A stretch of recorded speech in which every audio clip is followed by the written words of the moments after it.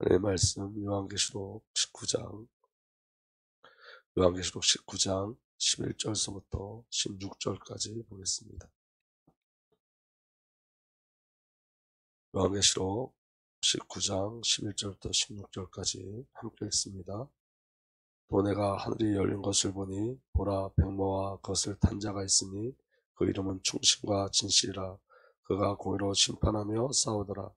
그 눈은 불꽃 같고 그 머리에는 많은 관들이 있고 또 이름 쓴 것 하나가 있으니 자기밖에 아는 자가 없고 또 그가 피 뿌린 옷을 입었는데 그 이름은 하나님의 말씀이라 칭하더라. 하늘에 있는 군대들이 희고 깨끗한 세마포 옷을 입고 백마를 타고 그를 따르더라.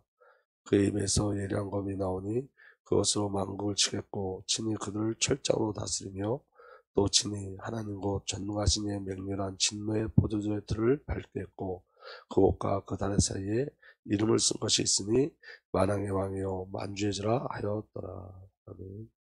살아계신 하나님, 이 시간도 주의 성령으로 역사하여 주십시오. 말씀이 영과 생명의 비밀로 우리에게 누려지게 하여 주시고 그 말씀 가운데 우리의 모든 삶이 이끌려가는 은혜를 허락하여 주옵소서. 우리 주님 예수 그리스도의 이름으로 기도하옵나이다.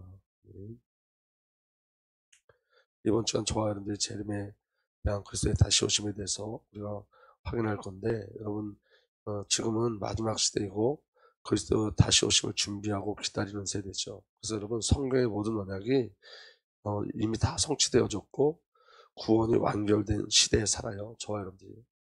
근데 그 한 가지의 언약이 이제 남았어요. 그 한 가지 언약이 뭐냐면 그리스도의 다시 오심이에요. 그러므로 가장 큰 영적 전쟁의 시대가 바로 이 시대예요. 그리고 영적 싸움에 반드시 임해야 될 시대가 바로 지금 이 시대인 줄 믿습니다.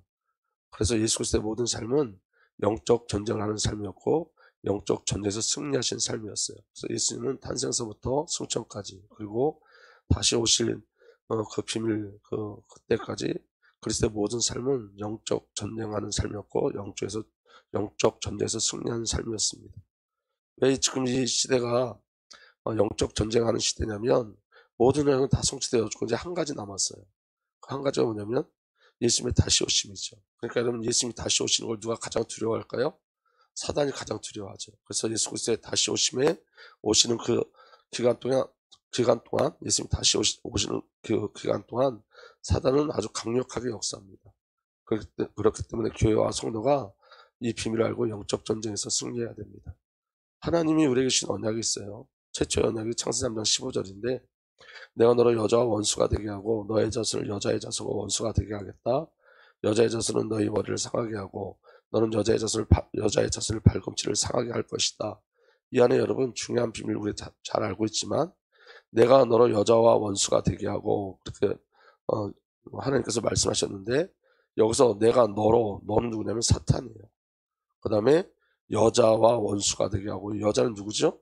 이 여자는 이 여자는 예수 그리스도 안에서 출생한 교회를 말하는 거예요. 그리고 여자의 자손은 너의 머리를 상하게 할 것이며 그렇게 이야기하고 있어요. 여기 지금 여자의 자손은 누굴 얘기하는 거냐면 예수 그리스도를 얘기해요. 그리고 너는 여자의 자손의 발꿈치를 상하게 할 것이다. 이 말은 사단이 예수 그리스도의 고난을 일으킨다는 뜻에서 나와 있는 말이에요. 다시 한번 확인해 보면 여러분, 우리는 사단과 영적인 싸움을 예수님이 오시는 그날까지 한다는 거예요. 주님 오시는 그날까지. 이 창세기 3장 15절에 사탄 머리가 박살났죠. 그런데 여기 뭐라고 기록됐냐면 너의 자손을 여자의 자손과 원수가 되게 하겠다.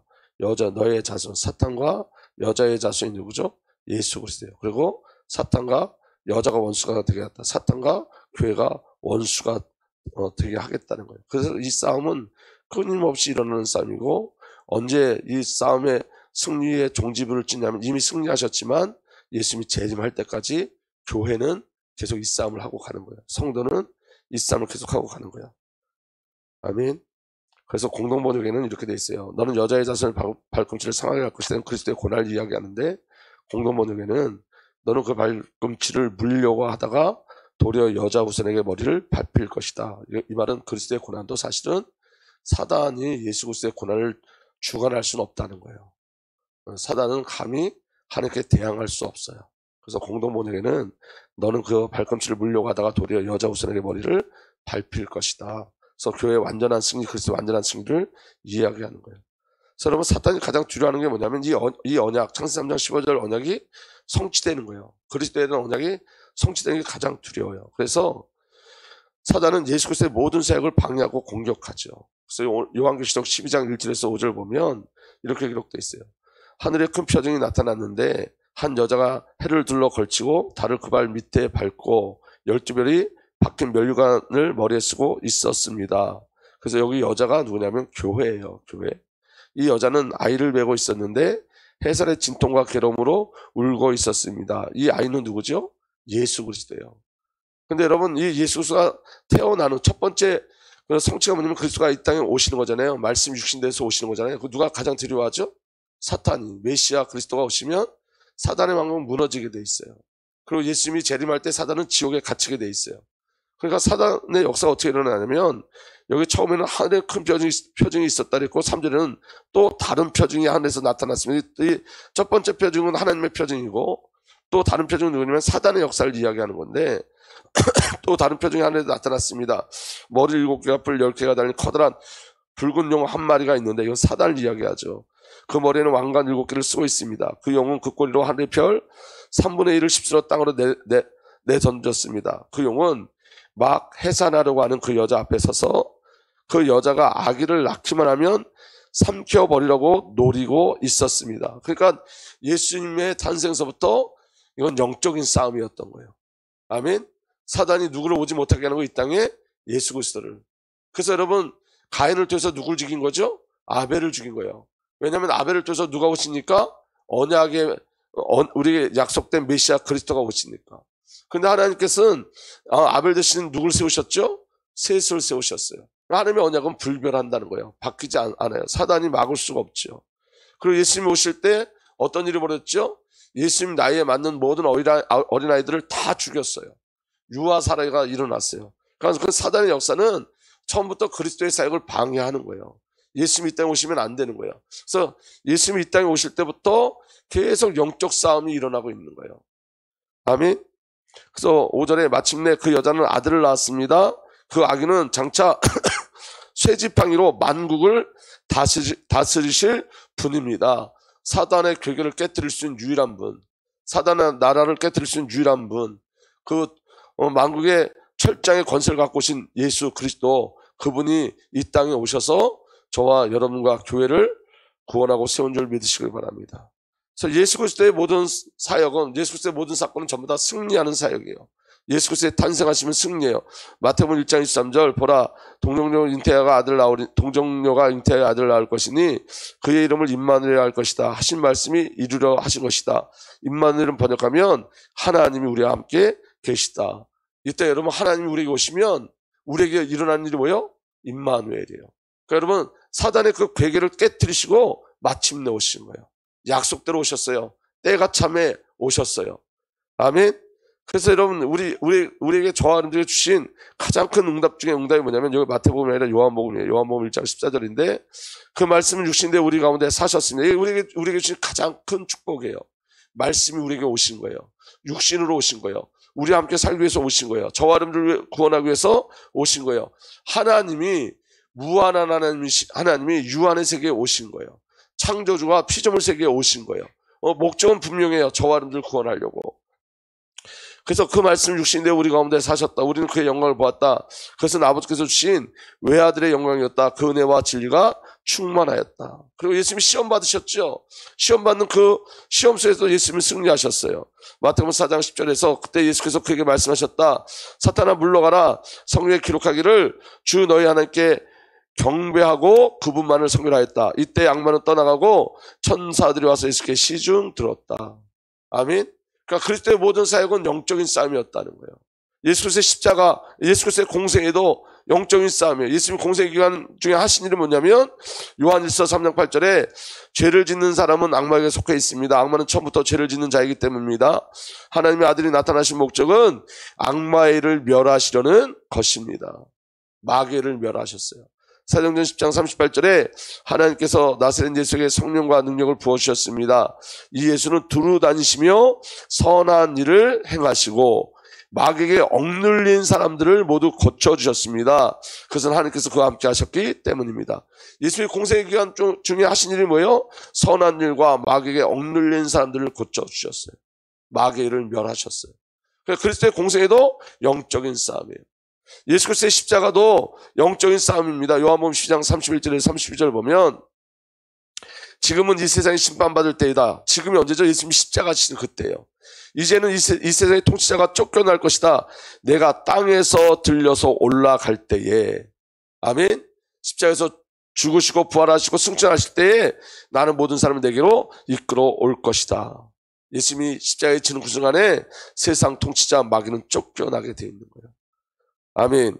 골로새 2장 14절 15절에 하나님께서 우리에게 불리한 조문들이 들어있는 빈 문서를 지워버리시고 그것을 십자가에 못 박으셔서 우리 가운데 제거해 버리셨습니다. 저와 여러분들이 죄인이라고 하는 그 죄의 문서를 십자가에서 없애버리셨다고요.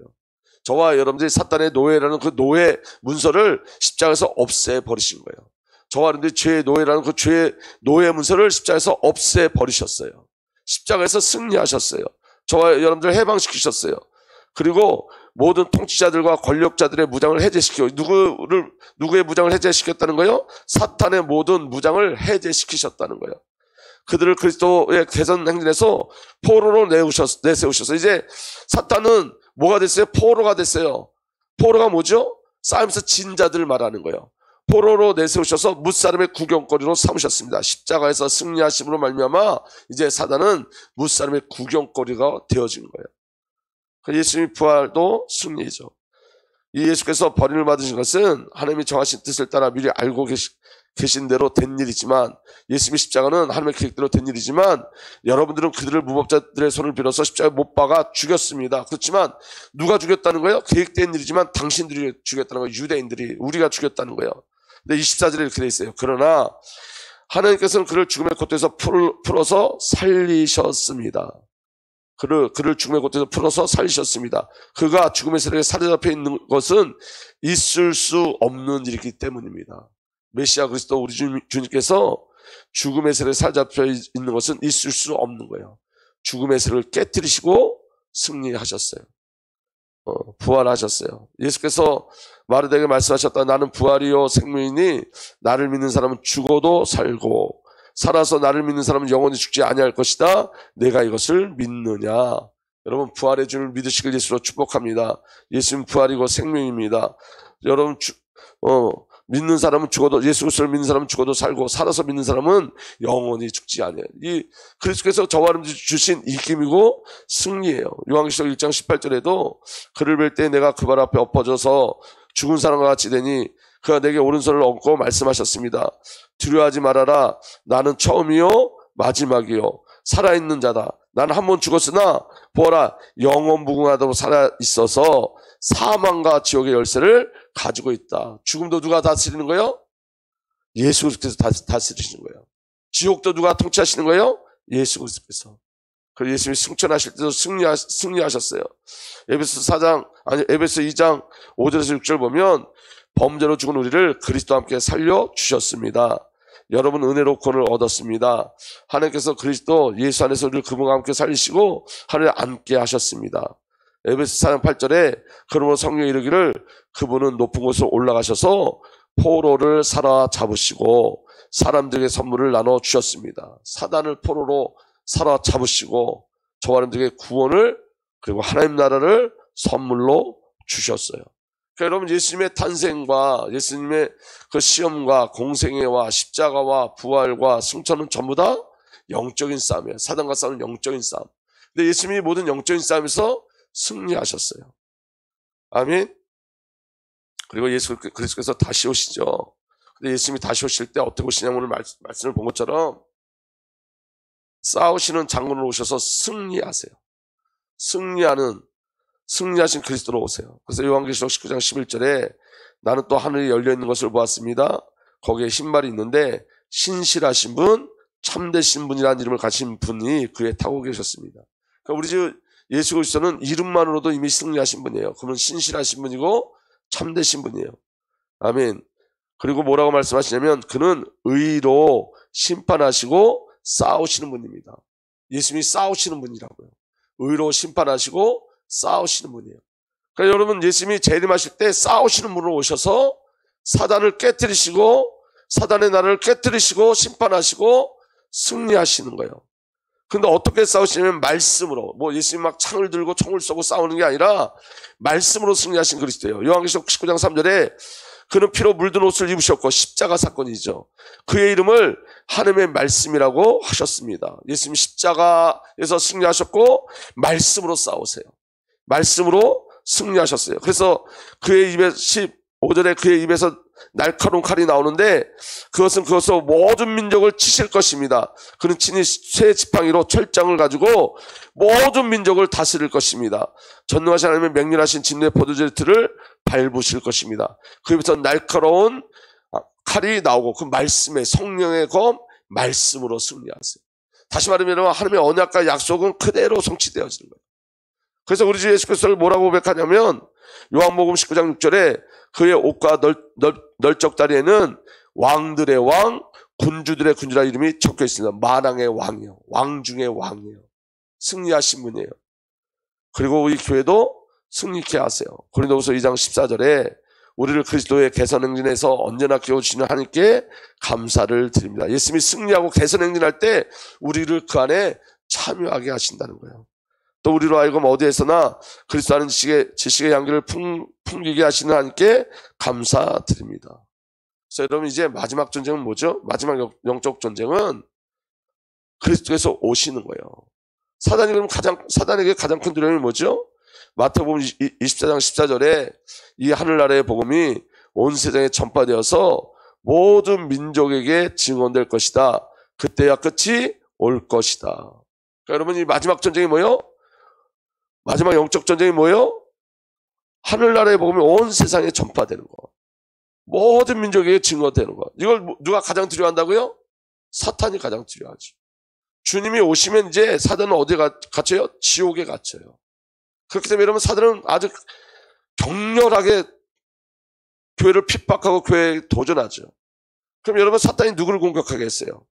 하나님의 명령 안에 있는 교회에 공격하겠죠. 이게 우리가 영적 싸움에 될 이유예요, 여러분. 여러분, 저와 여러분들이 하나님의 말씀과 하나님의 성관의 목적에 방향 맞추지 않으면 사단의 역사는 교회에 있을 수가 없어요.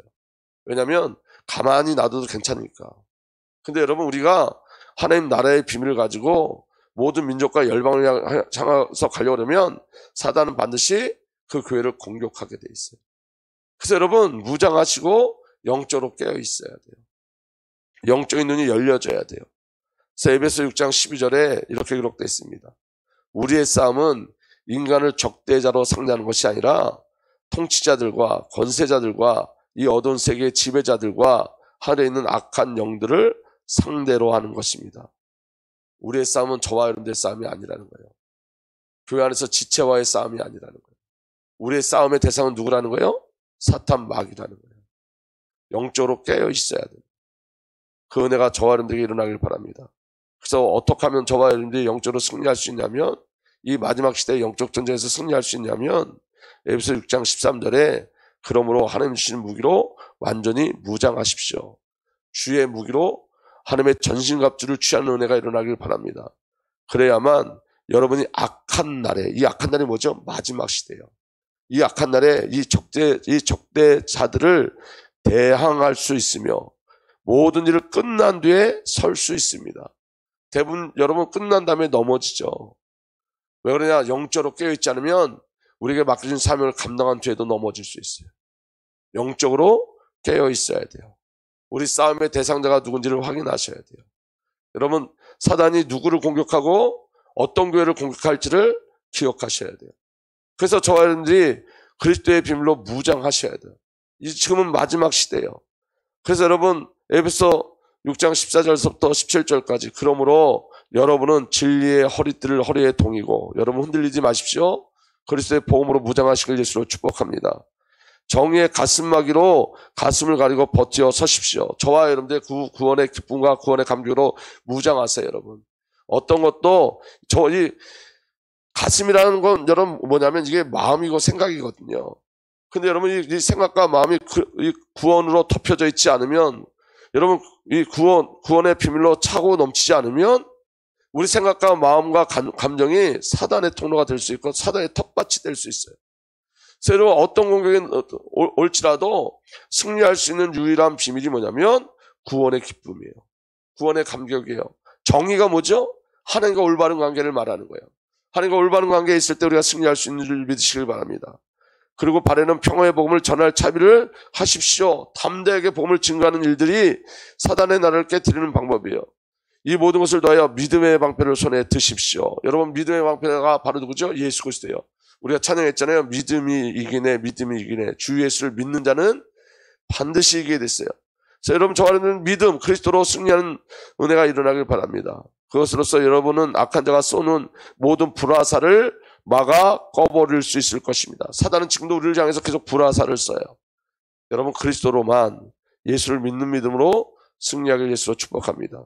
그리고 구원의 투구를 받고 성령의 검, 곧 하나님의 말씀을 받으십시오. 여러분, 구원의 비밀로 여러분들 무장하시고, 가슴이 여러분 감정이라면 머리는 생각이에요. 생각과 마음이 오직 그리스도로 채워지는 은혜가 일어나길 바랍니다. 그리고 여러분, 사탄을 이길 수 있는 유일한 방법은 뭐냐면 말씀이에요. 우리가 여러분 어떻게 시험을 이겨낼 수 있냐면 말씀이 들어와야지 시험을 이겨낼 수 있어요. 말씀이 들어와야지만 여러분 영적인 승리가 있을 수 있어요. 성령의 검 하나님의 말씀을 받으십시오. 말씀을 받으셔야 돼요. 말씀이 내 안에 들어와야지만 사단의 통로도 보여지고 사단과 싸워 이기기도 해요. 아멘. 말씀이 들어와야지만 영적인 싸움에서 승리할 수 있어요. 그리고 그 비밀을 가지고 어떻게 해야 되냐면 에베소 6장 18절 온갖 기도와 간구로 언제나 성령 안에서 기도하십시오. 그리고 기도하셔야 돼요. 아멘. 그리고 기도하는 것 위해서 또 이것을 위하여 늘 깨어 끝까지 참으며 모든 성도를 위하여 간구하십시오. 우리의 대적이 사단이라는 걸 놓치지 말라는 거예요. 모든 성도를 위해서 간구하라는 것은 여러분 우리의 싸움이 사람과의 싸움이 아니라 사탄과의 싸움이라는 거예요. 그래서 여러분 성도는 한 지체인 거예요. 한 몸이고 교회이고 그 비밀이 저와 여러분들에게 누려지길 예수로 축복합니다. 그래서 성령 안에서 기도하시길 바랍니다.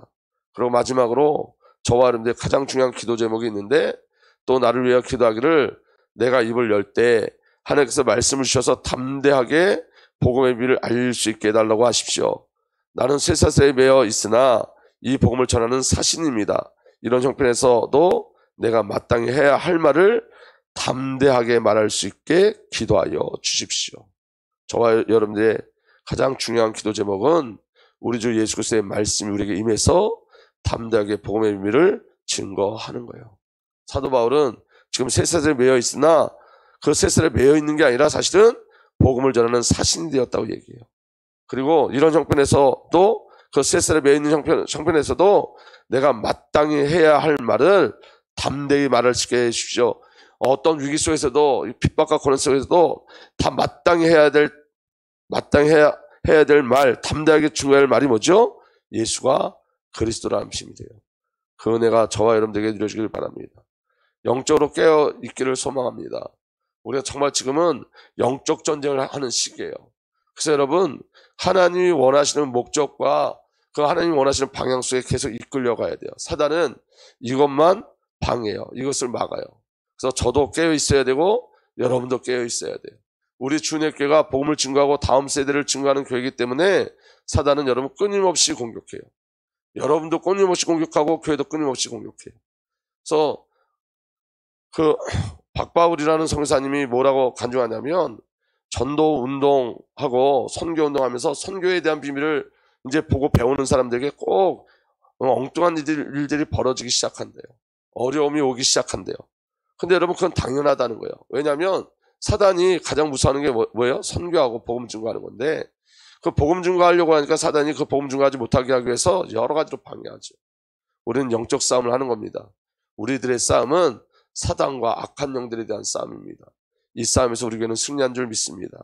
그 비밀이 저와 여러분들에게 누려지길 예수님으로 부탁드립니다. 살아계신 하나님, 오늘도 주의 언약과 약속의 말씀으로 우리를 무장시켜 주옵소서. 우리 주님 예수 그리스도의 이름으로 기도하옵나이다.